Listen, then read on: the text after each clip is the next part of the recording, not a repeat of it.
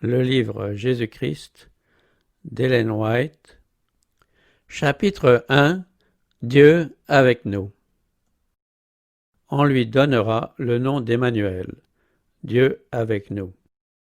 La lumière de la connaissance de la gloire de Dieu resplendit sur la face de Christ. Dès les jours de l'éternité, le Seigneur Jésus-Christ était un avec le Père. Il était l'image de Dieu, l'image de sa grandeur et de sa majesté, le rayonnement de sa gloire.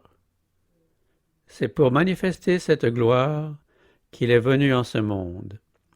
Sur une terre obscurcie par le péché, il est venu révéler la lumière de l'amour de Dieu. Il a été Dieu avec nous. C'est pour cela que la prophétie avait annoncé « On lui donnera le nom d'Emmanuel ». En venant demeurer parmi nous, Jésus allait révéler Dieu à la fois aux hommes et aux anges. Il était la parole de Dieu, la pensée de Dieu devenue perceptible à l'oreille. Dans la prière qu'il a formulée en faveur de ses disciples, il a dit « Je leur ai fait connaître ton nom, miséricordieux et compatissant, lent à la colère, riche en grâce et en fidélité. » afin que l'amour dont tu m'as aimé soit en eux et que moi je sois en eux. Cette révélation n'était pas destinée seulement aux enfants de cette terre. Notre petit monde est le livre de texte de l'univers. Le merveilleux dessein de grâce de Dieu, le mystère de son amour rédempteur. Voilà le thème sur lequel les anges voudraient se pencher et qui sera le sujet de leur méditation à travers les âges sans fin. Les rachetés, et avec eux les êtres qui n'ont pas péché, trouveront dans la croix du Christ leur science et leur chant. On verra que la gloire qui resplendit sur la face du Christ, c'est la gloire de l'amour qui se sacrifie. On verra, à la lumière du calvaire, que la loi de l'amour qui renonce à soi-même est la loi de la vie pour la terre et pour le ciel. Que l'amour qui ne cherche pas son intérêt a sa source dans le cœur de Dieu, et qu'en celui qui est doux et humble se manifeste le caractère de celui qui habite une lumière dont aucun homme ne peut s'approcher. Au commencement, Dieu était manifesté dans toutes les œuvres de la création. C'est le Christ qui a déployé les cieux et jeté les fondements de la terre. Sa main a placé les mondes dans l'espace et formé les fleurs des champs. C'est lui qui soutient les montagnes par sa force. À lui appartient la mer, car c'est lui qui l'a créée. C'est lui qui a rempli la terre de beauté et l'air de chant. Sur tout ce qui se trouve sur la terre, dans les airs et dans le ciel, il a gravé le message de l'amour du Père.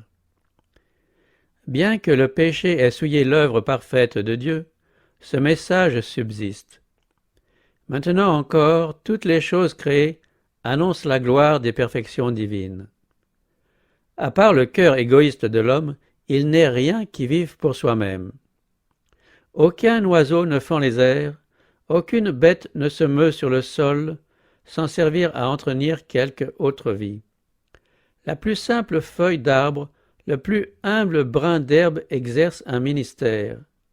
Chaque arbre, chaque bourgeon, chaque feuille produit un élément vital sans lequel aucun homme, aucune bête pourrait vivre.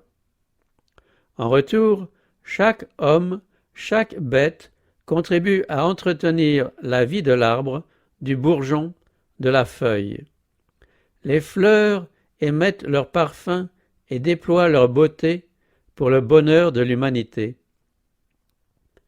Le soleil répand sa clarté pour la joie des milliers de mondes. L'océan lui-même, source de tous nos cours d'eau et de toutes nos fontaines, ne reçoit l'eau de tous les fleuves que pour la restituer. Les vapeurs qui s'élèvent de son sein redescendent sur le sol en ondées fécondantes. Les anges de gloire, donnent avec joie leur amour et leur vigilance inlassable en faveur d'êtres déchus et souillés. Des êtres célestes réconfortent le cœur des hommes, ils apportent à ce monde enténébré la lumière des parvis célestes. Par un ministère aimable et patient, ils exercent une action sur l'esprit humain pour amener les âmes perdues à une communion avec le Christ plus étroite que celle qu'ils peuvent expérimenter eux-mêmes. Mais laissons de côté ces manifestations moins importantes pour contempler Dieu en Jésus. En regardant à Jésus, nous comprenons que c'est la gloire de notre Dieu de donner. « Je ne fais rien de moi-même, affirmait le Christ. Le Père qui est vivant m'a envoyé, et je vis par le Père.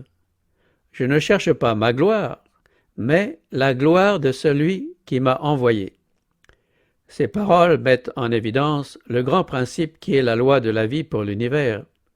Le Christ a tout reçu de Dieu, et il l'a pris pour le donner. Il en est ainsi du ministère qu'il exerce dans les parvis célestes en faveur de toutes les créatures. Par l'intermédiaire du Fils bien-aimé, la vie du Père se répand sur tous. Elle retourne, par l'intermédiaire du Fils, sous forme de louanges et de joyeux services, telle une vague d'amour vers la grande source universelle. Ainsi, à travers le Christ, le circuit bienfaisant et complet, représentant le caractère du grand donateur, la loi de la vie. C'est dans le ciel même que cette loi a été violée. Le péché a eu son origine dans la recherche de soi-même. Lucifer, le chérubin protecteur, voulut être le premier dans le ciel. Il s'efforça de gagner à sa cause des êtres célestes, de les éloigner de leur Créateur et d'assurer leur hommage à sa personne. Pour cela, il présenta Dieu sous un faux jour, l'accusant d'orgueil. Il prêta à un Créateur aimant ses propres mauvaises caractéristiques. Il réussit de cette manière à tromper d'abord les anges, puis les hommes. Il les amena à douter de la parole de Dieu, à ne plus se fier à sa bonté. Parce que Dieu est un Dieu de justice, environné d'une majesté redoutable, Satan a fait voir en lui un être sévère sans pitié. Il entraîna ainsi les hommes dans sa révolte contre Dieu, et dès lors, une nuit de malheur descendit sur le monde. Parce que Dieu a été méconnu, les ténèbres ont envahi la terre. Pour dissiper ces ombres lugubres, pour ramener le monde à Dieu, il fallait briser le pouvoir trompeur de Satan. L'emploi de la force ne pouvait produire ce résultat, car cet emploi s'oppose au principe du gouvernement divin. Dieu n'accepte qu'un service d'amour. Or, l'amour ne se commande pas. Il ne s'obtient pas par l'usage de la force ou de l'autorité. L'amour seul éveille l'amour. Connaître Dieu, c'est l'aimer. Son caractère se manifeste en opposition avec celui de Satan. Cette œuvre ne pouvait être accomplie que par un seul être unique dans tout l'univers, celui-là seul qui connaissait la hauteur et la profondeur de l'amour de Dieu était capable de le révéler. Sur la sombre nuit enveloppant le monde devait se lever le soleil de justice qui porte la santé dans ses rayons. Il ne faut pas voir dans le plan de la rédemption le produit d'une réflexion tardive, consécutive à la chute d'Adam. Il s'agit de la révélation du mystère tenu secret dès l'origine des temps. Cette révélation dévoila les principes qui, dès les âges éternels, sont à la base du trône de Dieu. Dieu et le Christ ont prévu, dès le commencement, l'apostasie de Satan et la chute de l'homme, amenée par le pouvoir trompeur de cet apostat. Dieu n'est pas l'auteur du péché, mais il en a prévu l'existence, et il s'est préparé à faire face à cette terrible éventualité. Si grand était son amour pour le monde qu'il s'est engagé à donner son Fils unique, afin que quiconque croit en lui ne périsse pas, mais qu'il ait la vie éternelle. Lucifer avait dit « J'élèverai mon trône au-dessus des étoiles de Dieu. Je serai semblable au Très-Haut. » Mais le Christ, dont la condition était celle de Dieu, n'a pas estimé comme une proie à arracher d'être égal avec Dieu, mais il s'est dépouillé lui-même en prenant la condition d'esclave, en devenant semblable aux hommes. Il y eut là un sacrifice volontaire. Jésus eût pu demeurer aux côtés du Père, il pouvait conserver la gloire du ciel et l'hommage des anges. Il a préféré remettre le sceptre entre les mains du Père et descendre du trône de l'univers pour apporter la lumière à ceux qui en étaient privés, la vie à ceux qui périssaient. Voici près de 2000 ans qu'une voix mystérieuse, émanant du trône de Dieu, a été entendue dans le ciel. Tu n'as voulu ni sacrifice, ni offrande, mais tu m'as formé un corps. Voici, je viens, dans le rouleau du livre il est écrit à mon sujet, pour faire, ô Dieu, ta volonté. Ces paroles annonçaient l'accomplissement du dessein tenu caché de toute éternité. Le Christ était sur le point de visiter notre monde et de s'incarner. Tu m'as formé un corps, dit-il. S'il s'était montré revêtu de la gloire qu'il partageait avec le Père avant que le monde fût, nous n'eussions pu supporter la lumière de sa présence. Pour que nous puissions le contempler sans être détruits, la manifestation de sa gloire a été voilée. Sa divinité a été revêtue du voile de l'humanité, la gloire invisible sous une forme humaine visible. Ce grand dessein a été annoncé au moyen de figures et de symboles. Le buisson ardent dans lequel le Christ se montra à Moïse faisait connaître Dieu. Le symbole choisi pour représenter la divinité était un simple buisson n'ayant rien d'attrayant. L'infini y était enserré.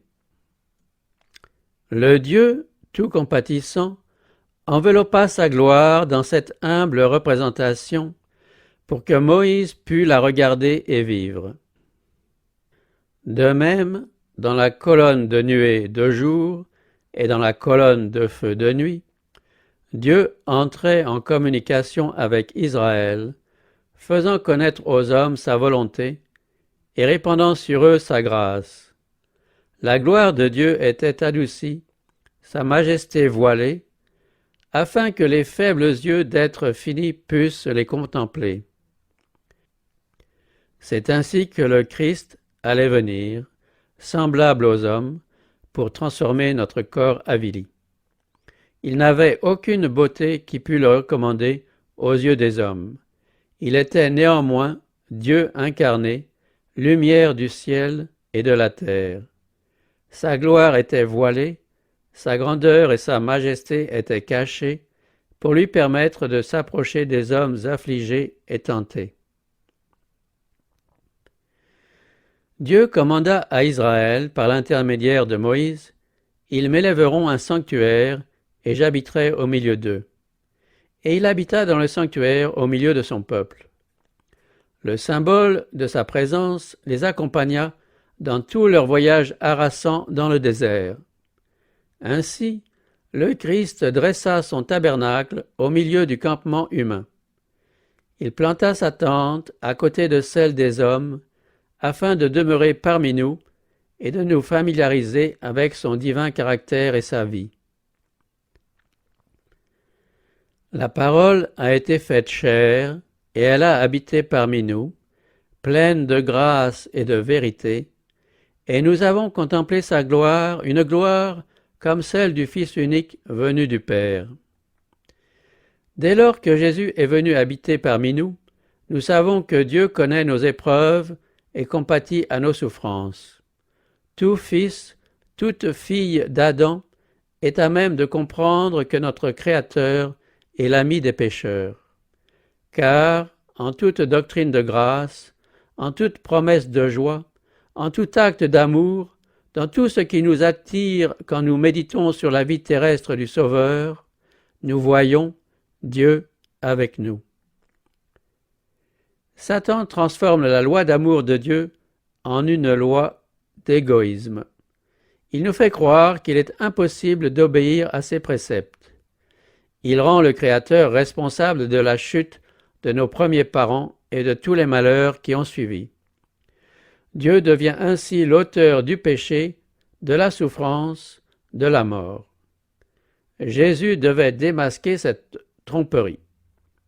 Devenu semblable à nous, il allait donner l'exemple de l'obéissance.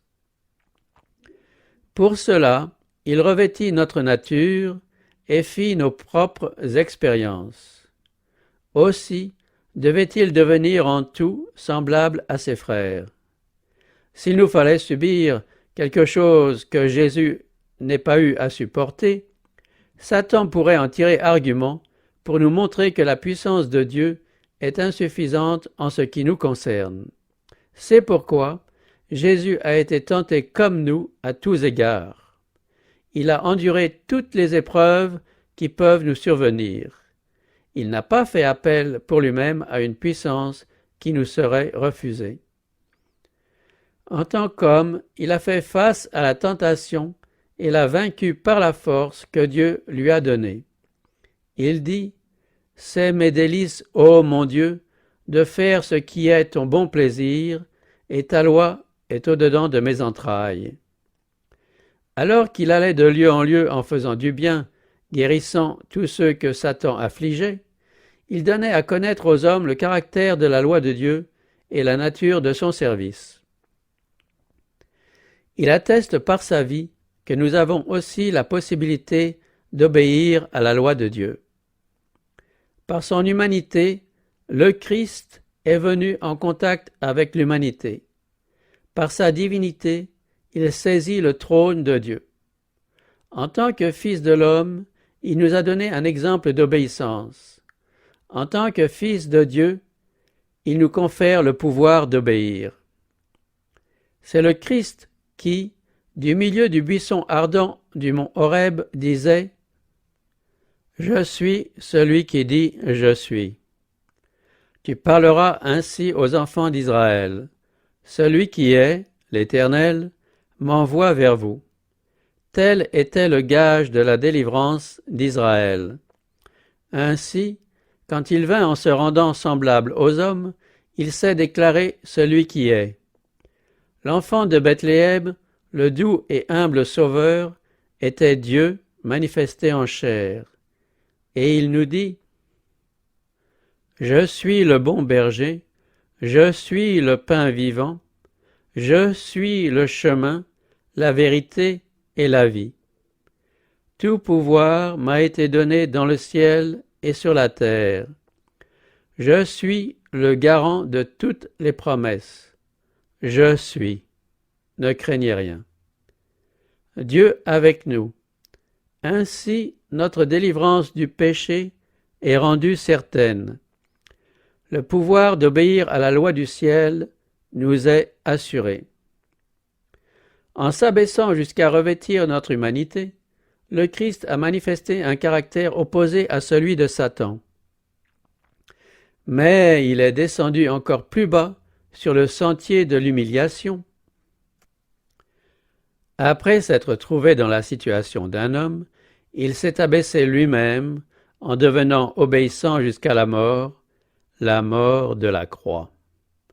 Tel le souverain sacrificateur qui déposait son riche vêtement pontifical pour officier dans l'habit de lin du simple sacrificateur, le Christ a pris la forme de serviteur et a offert son sacrifice, à la fois sacrificateur et victime. Il a été meurtri à cause de nos péchés, brisé à cause de nos iniquités. Le châtiment qui nous donne la paix est tombé sur lui. Le Christ a été traité selon nos mérites, afin que nous puissions être traités selon ses mérites. il a été condamné pour nos péchés, auxquels il n'avait pas participé, afin que nous puissions être justifiés par sa justice, à laquelle nous n'avions pas participé. Il a souffert la mort qui était la nôtre, afin que nous puissions recevoir la vie qui est la sienne. C'est par ses meurtrissures que nous avons la guérison. Par sa vie et par sa mort, le Christ a fait plus que de simplement réparer les ruines causées par le péché. Satan voulait séparer à jamais l'homme de Dieu. Or, en Christ, nous devenons unis à Dieu plus étroitement que si nous n'avions jamais péché. En assumant notre nature, le Sauveur s'est rattaché à l'humanité par un lien qui ne sera jamais brisé, qui subsistera d'âge en âge. Dieu a tant aimé le monde qu'il a donné son Fils unique. Ce n'est pas seulement pour porter nos péchés, pour mourir en sacrifice pour nous, qu'il a été donné. Dieu l'a donné pour toujours à l'humanité déchue. Pour assurer son conseil de paix immuable, Dieu a donné son Fils unique comme partie intégrante de la famille humaine, pour toujours participant de notre nature. Ainsi se trouve garanti l'accomplissement de la parole divine. Un enfant nous est né, un fils nous a été donné, l'empire a été posé sur son épaule. En la personne de son Fils, Dieu a adopté la nature humaine et l'a transportée au plus haut des cieux. C'est le Fils de l'homme qui partage le trône de l'univers. C'est ce Fils de l'homme à qui on donne pour nom le conseiller admirable, le Dieu fort, le Père d'éternité, le Prince de la paix. Le « Je suis » est l'arbitre placé entre Dieu et l'humanité, posant sa main sur l'un et sur l'autre. Bien que saint, innocent, sans souillure, séparé des pécheurs, il n'a pas honte de nous appeler ses frères. En Christ, la famille de la terre et celle des cieux sont reliées l'une à l'autre. Le Christ glorifié est notre frère. Le ciel est enchâssé dans l'humanité, l'humanité est enlacée au sein de l'amour infini. Dieu dit au sujet de son peuple, « Ils seront tous comme les pierres d'un diadème, brillant dans la terre sainte. » De quelle beauté, de quel éclat on les verra resplendir. La hauteur à laquelle seront élevés les rachetés sera un témoignage éternel rendu à la miséricorde de Dieu.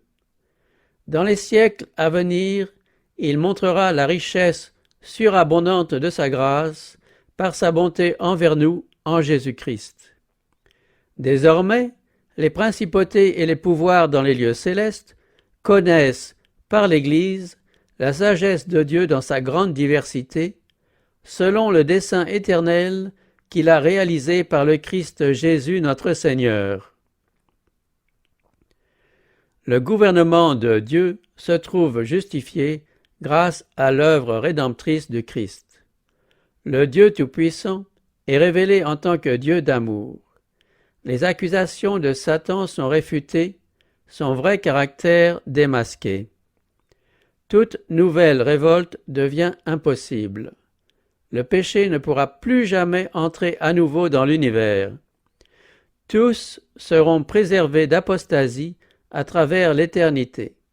Les habitants de la terre et du ciel sont désormais unis à leur Créateur par des liens indissolubles. L'œuvre de la rédemption sera complète. Où le péché avait abondé, la grâce de Dieu va surabonder. La terre elle-même, que Satan réclame comme étant son fief, sera non seulement rachetée, mais exaltée. Notre monde si petit, tache noire dans la glorieuse création, sous la malédiction du péché, sera honoré par-dessus tous les autres mondes de l'univers de Dieu. Ici-bas, où le Fils de Dieu a dressé sa tente au sein de l'humanité, où le roi de gloire a vécu, a souffert, a subi la mort, ici-bas, quand Dieu fera toutes choses nouvelles, le tabernacle de Dieu sera parmi les hommes. Il habitera avec eux, ils seront son peuple, et Dieu lui-même sera avec eux. Marchant à la lumière du Seigneur pendant l'éternité, les rachetés lui rendront grâce pour son don ineffable, Emmanuel, Dieu avec nous.